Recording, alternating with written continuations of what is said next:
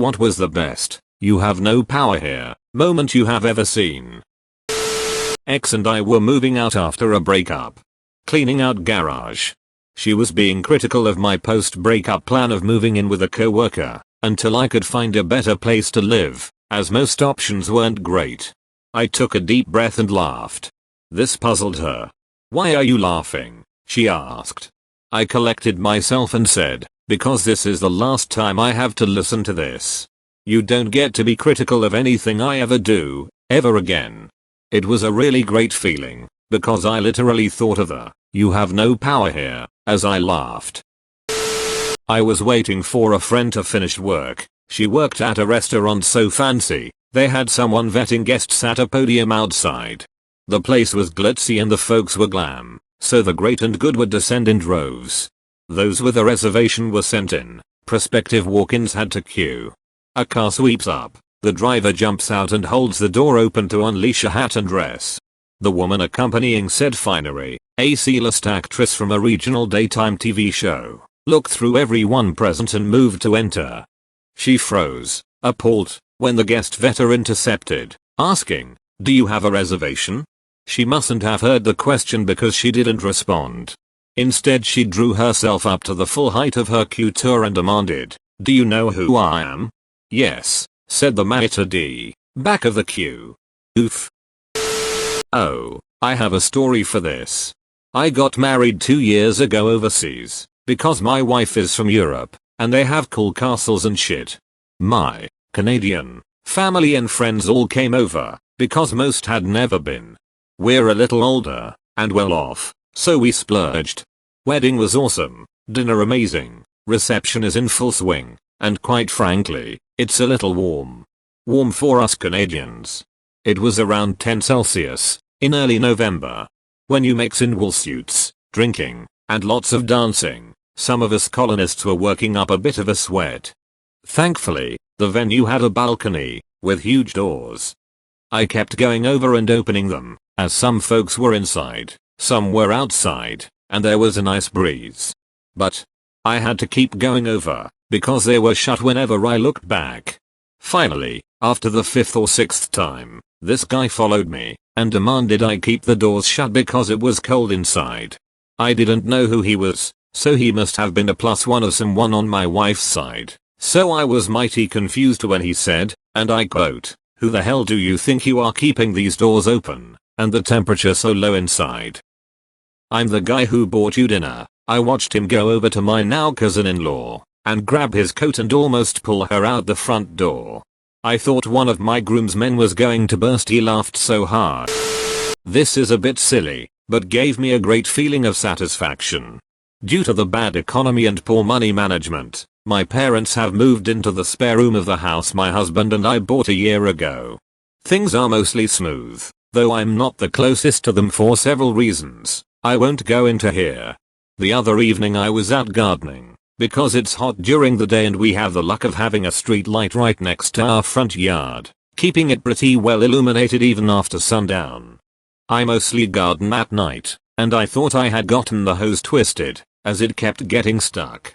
This went on for a bit, when I realized that it wasn't stuck, but being pulled. I looked into the dim area just past the illumination of the street light and spied my father, crouched over and tugging the hose. Well, I did the only reasonable thing to do, and I sprayed him. He yelled and ran inside with me chasing. Once he got inside he made a face and goes, "You can't get me now, I'm inside." In that father to daughter don't you make a mess tone of voice. I readied my hose, looked him in the eye and said, "It's my house." And just effing let loose with the hose. He was soaked. Worth cleaning up the mess for that moment of true fear in his eyes. Edit. Thanks for all the appreciation. I'm glad my silly story made your day better. I told my ex I was getting remarried. He told me he was going to stop me and put a lien on my house, which I bought with my money 6 years after the divorce. My son would come home from visitations, telling me how his dad was going to stop the wedding, and I'd have to pay him all of this money, la-di-da. Get to court. His attorney goes blah blah blah for what felt like forever.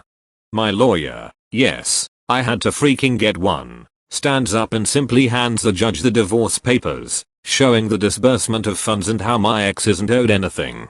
Judge looks at ex's lawyer and basically asks, "Did you even ask for this document before filing?" and dismisses the case. Not me, but a story my dad used to tell me all the time. So my biological grandmother was very emotionally abusive. She was very controlling and tried to keep people within her sphere of influence. There's a reason why my grandfather divorced her.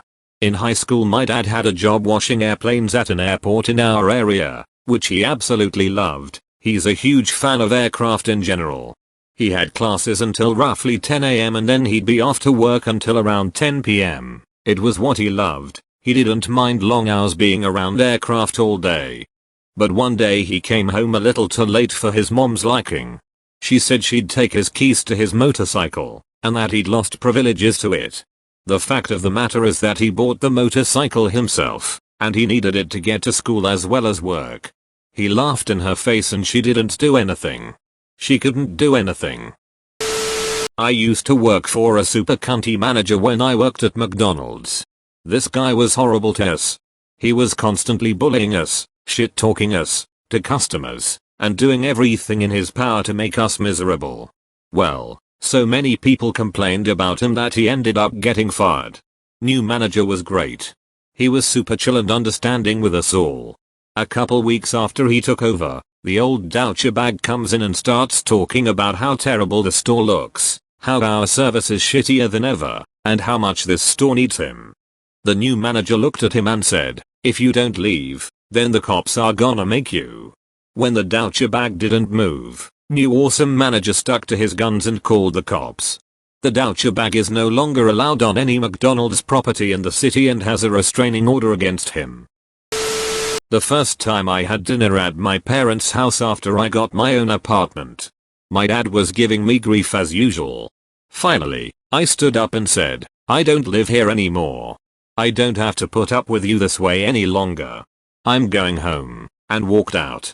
Most liberating moment of my life. It's funny, I have an 18-year-old, and just tonight I was saying to him to remember that he has the right to walk away when he's being mistreated, whether it is by us, a boss, or whomever.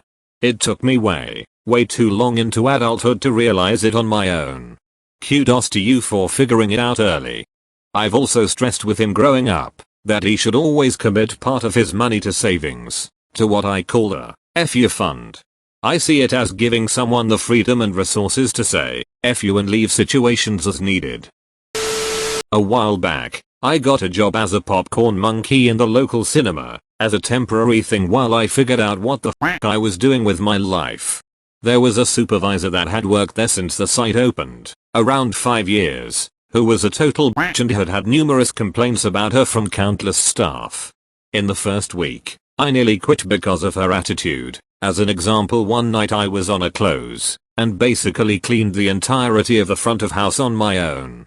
I stopped to take a drink of water and she marched up to me going, "We don't pay you to stand around drinking, you know." To which I calmly responded that I was thirsty and needed a drink of water, and if she wanted to tell me I wasn't allowed to have a glass of water then good luck, but I'm pretty sure health and safety would have something to say about that. She huffed about not having had a break all day, which I ignored 'cause not my problem, but internally I was put out about it, because it was totally pointless to be such a twat about things. About 2 weeks in, I get promoted to supervisor as I was clearly extremely competent by their usual standards. I could walk and fart at the same time, but she also gets promoted to floor manager, so she continues to work her little power trips and try and lord it over me and everyone else. 4 weeks after that, I get another promotion to floor manager, and at this point we're equals, so she can't boss me around anymore. So instead, she tries a different tack, which is to try and lord it over me with her superior knowledge of processes, where to find stuff, etc. My response is to go, "Saccharine sweet, oh thanks, that's so helpful. I mean, you know how things work so much better than me, because you've been here 5 years, and I've only been here 6 weeks. She had a face like a smacked ass. It was delightful. TLDR, a pair of angry moms threatened legal action if I fired their useless kids.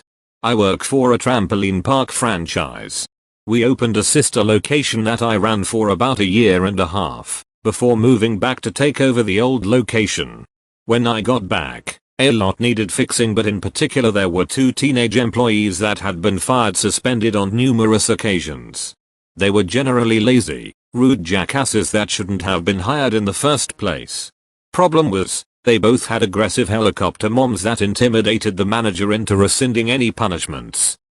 Once I came back, I took stock of our employees and had a long talk with the entire leadership team.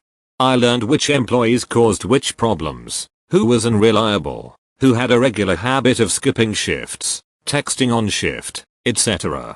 I fired about a half dozen that first week, including those 2 I mentioned.